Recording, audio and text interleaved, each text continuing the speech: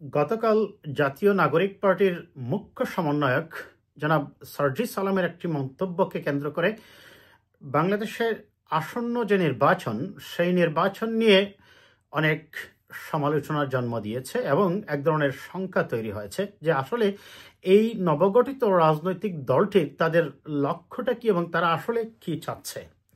জনাব সার্জিস আলমের এই বক্তব্যকে এখন আর ব্যক্তিগত মন্তব্য কিংবা আপনি যদি রাজনীতির মেঠো বক্তৃতাও বলেন, কিন্তু এখন আর সেটাকে ব্যক্তিগত বক্তব্য বলে উড়িয়ে দেওয়ার অবকাশ নেই, কারণ তিনি যেহেতু এই নবগঠিত রাজনৈতিক দলটির উত্তরাঞ্চলের মুখ্য সমন্বয়কের দায়িত্ব পালন করছেন। তিনি বলছেন যে শেখ হাসিনার বিচার হওয়ার আগ পর্যন্ত বাংলাদেশে কেউ যেন নির্বাচনের কথা মুখ দিয়েও উচ্চারণ না করে। এখন প্রশ্নটা হচ্ছে, এবং তিনি বলছেন যে শেখ হাসিনার ফাঁসিও চাই। আসলে এক্স্যাক্টলি তিনি কি বলেছেন একটা আমি খুব সংক্ষেপে তার মূল কথাটা পড়ে নেই। তিনি অনেক কথাই বলেছেন, সেখানে রায়ের বাজারে বদ্ধভূমিতে শ্রদ্ধা জানাতে গিয়ে আরো অনেক বক্তব্য দিয়েছেন। তবে মূল যে কথাটা তিনি নির্বাচনকে নিয়ে বলেছেন সেটা আমি শুধু বলি, যে হাসিনার নির্দেশে এতগুলো হত্যা করা হলো, সেই খুনের বিচার না হওয়া পর্যন্ত কিভাবে এদেশের মানুষ ভিন্ন কিছু চিন্তা করে। খুনি হাসিনাকে বাংলাদেশে নিয়ে আসতে হবে, বিচারের মঞ্চে দাঁড়াবে, ফাঁসির মঞ্চে দাঁড়াবে। তিনি বলছেন শেখ হাসিনা ও আওয়ামী লীগের বিচার না হওয়া পর্যন্ত বাংলাদেশের কোনো মানুষ, কোনো রাজনৈতিক দল ভুল করেও যেন নির্বাচনের কথা না বলে, যতদিন না আমরা খুনি হাসিনাকে ওই ফাঁসির মঞ্চে না দেখেছি, এই বাংলাদেশে কোনো নির্বাচন হবে না। এরপরে তিনি আরো অনেকগুলা কথা বলছেন, যাই হোক ওগুলা এই ইয়ের সাথে আমাদের খুব একটা প্রাসঙ্গিক নয়, যেটা গতানুগতিক হয় তিনি বলেছেন। এখন তার বক্তব্যের দুইটা অংশ। একটা অংশ তিনি বলছেন যে শেখ হাসিনাকে ফাঁসির মঞ্চে নিয়ে যাবেন। দেখুন, কাউকে ফাঁসি দিতে হবে বা ফাঁসি চাওয়াটা এক ধরনের ফ্যাসিবাদী বক্তব্য, কিন্তু মনে রাখবেন একজন অপরাধী বা একজন ক্রিমিনাল শেখ হাসিনার ব্যাপারে যেটা আপনি বলতে পারেন, yes there are a lot of evidence যে আপনি তাকে ডেথ সেন্টেন্সের জন্য অভিযুক্ত করতে পারেন। কিন্তু মনে রাখবেন একজন অপরাধীর, সে ফৌজদারি হোক আর দেওয়ানি হোক আর যে ক্রিমিনাল কেস যেটাই হোক না কেন, একজন অপরাধীকে ফাঁসি দেওয়ার আদেশ একমাত্র এখতিয়ার হচ্ছে একজন বিচারকের। তার বক্তব্যের এই অংশে তিনি ফ্যাসিবাদী বক্তব্যই দিয়েছেন আমি বলবো, বিকজ আপনাকে দিন শেষে মনে রাখতে হবে জাজ is the only person who can decide whether a criminal should be punished with a death sentence or with a life time in prison or say 10-year jail or 20-year jail. আমরা একজন নাগরিক হিসাবে আমরা শাস্তির দাবি জানাতে পারি যে এই অপরাধী, ভয়ঙ্কর অপরাধী। আমি আগেই বলছি এবং আবারও বলছি যে শেখ হাসিনা এই স্বাধীন বাংলাদেশের 53 বছরের ইতিহাসের সবচেয়ে একজন ভয়ঙ্কর এবং নিকৃষ্ট শাসক ছিলেন। এমন কোনো অপরাধ নেই নির্বাচন ব্যবস্থা ধ্বংস থেকে শুরু করে সমাজ ব্যবস্থায় দুর্নীতি, লুটপাট, গুম, খুন, হত্যা, আয়নাগর সৃষ্টির মতো জঘন্য অপরাধ তিনি করেছেন। তাকে আদালতে ঠিক করবে কি শাস্তি হবে তার।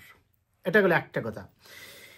দ্বিতীয়ত আমি আসবো তারপরে সেইটা বিচার, তার পরবর্তী বক্তব্যের পরবর্তী অংশে তিনি যে বলছেন যে বিচার না হওয়া পর্যন্ত নির্বাচন হবে না।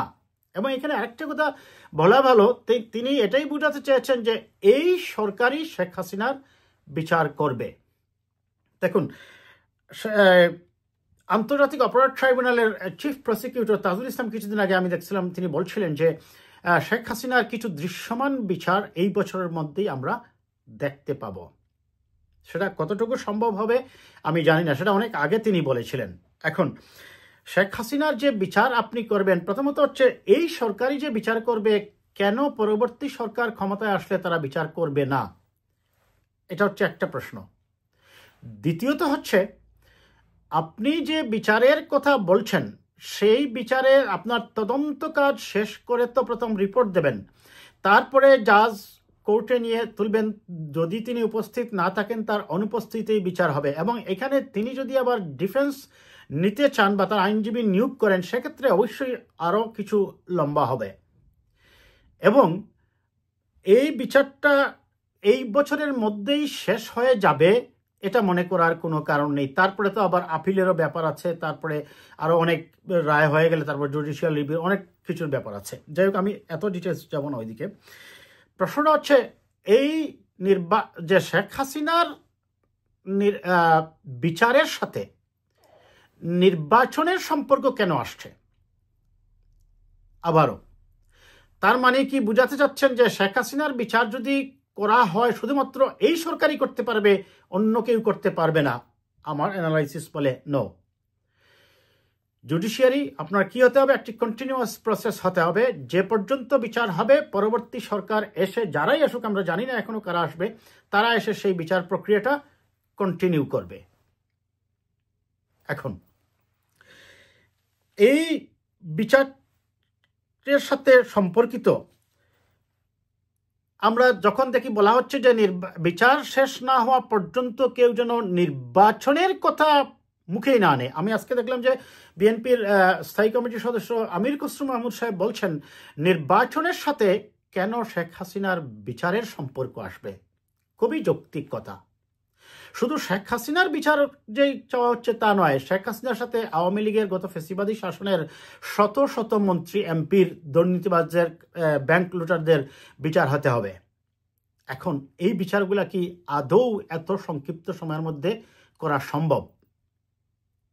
আর তিনি যে বলছেন ফাঁসির কথা, দেখুন, যখন বিগত ফ্যাসিবাদী শাসক যুদ্ধাপরাধ ট্রাইব্যুনালে জামায়াতের নেতাদের ফাঁসি দিয়েছিল এবং তারা স্লোগান দিচ্ছিল সেই শাহবাগে, আমরা তখনও কথা বলেছি, আমাদের কণ্ঠ আমরা উচ্চকিত রেখেছি। আমরা বলেছি যে ফাঁসির দাবি আপনি করতে পারেন না। ফাঁসি হবে কিনা সেটা তো আদালত ডিসাইড করবে।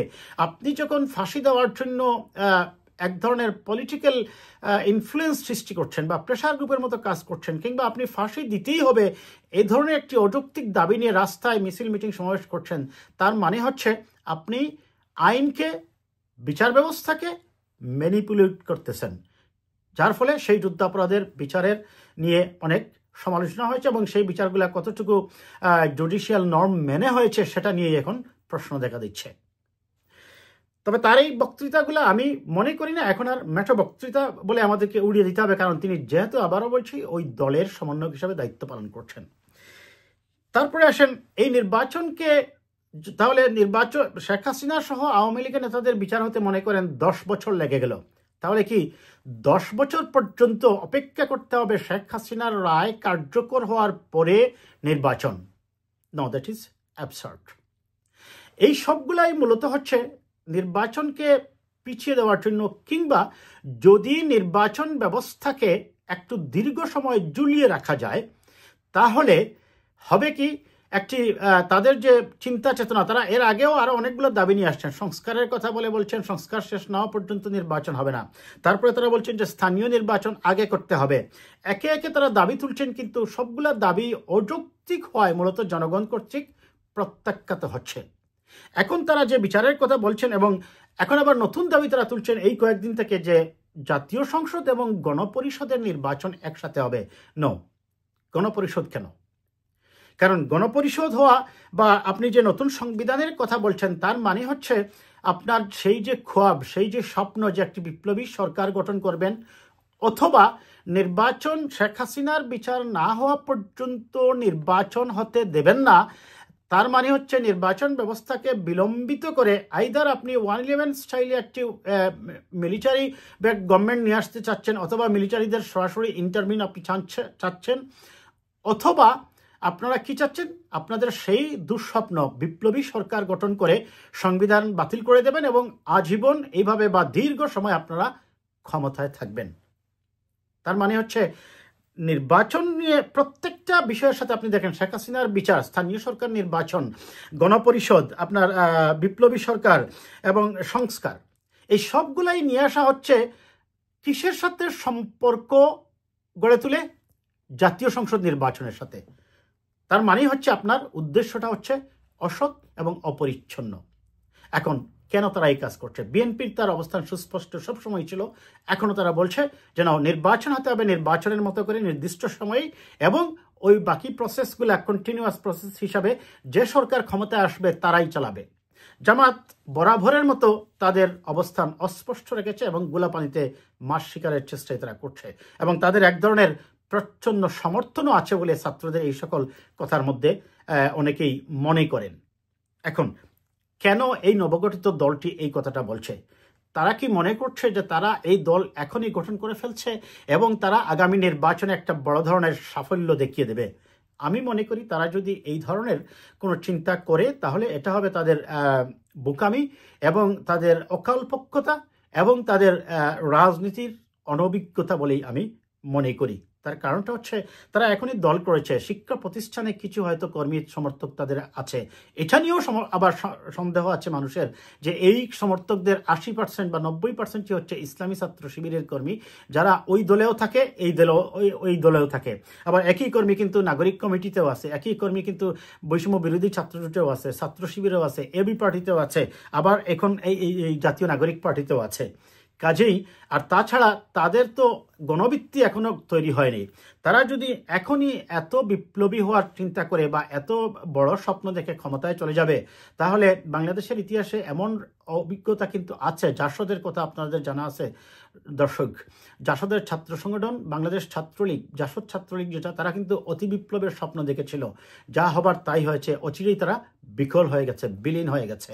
তাহলে এই যে ছাত্ররা যে দলটা করছে এবং যারা তাদেরকে ইন্ধন যোগাচ্ছে, আমি মনে করি তাদের রাজনৈতিক অভিজ্ঞতার অর্জনের আরও প্রয়োজন আছে এবং ধীরে চলা নীতি, এবং বিশেষ করে তারা এখন যেহেতু দল করেছে, আগামী 5 বছর তারা থাকুক, রাজনীতি করুক, মাঠে থাকুক, জনগণের কাছে যাক, দলকে সংগঠিত করুক, এবং পরবর্তী নির্বাচনে তারা যদি একটি বড় শক্তি হয়ে দলের সাথে বিএনপির মতো 46 বছরে এর অভিজ্ঞ একটি রাজনৈতিক দল, 3বার রাষ্ট্র ক্ষমতায় থাকা একটি রাজনৈতিক দলের সাথে এখনই তারা মনে করে প্রতিদ্বন্দ্বিতা করে কিছু একটা করে ফেলবে, এটি হবে তাদের বোকামি ছাড়া আর কিছুই নয়। কাজেই তারা এই নির্বাচনে, আগামী নির্বাচনে অংশগ্রহণ করুক, যদি সফলতা নাও পায় তাহলে আমি মনে করি তারা তাদের রাজনীতির তো স্পেস থাকবে সামনে কথা বলার, মানুষের কাছে যাওয়ার, সেই সময়টুকু নিয়ে তারা দলকে গুছিয়েই সামনের দিকে যাবে তারা অত্যন্ত পরিকল্পিত উপায়ে। আর যদি অতি বিপ্লবী সাজার চেষ্টা করে জাসদ ছাত্রলীগের মতো, তাহলে যা হবার তাই হবে। আজ এ পর্যন্তই।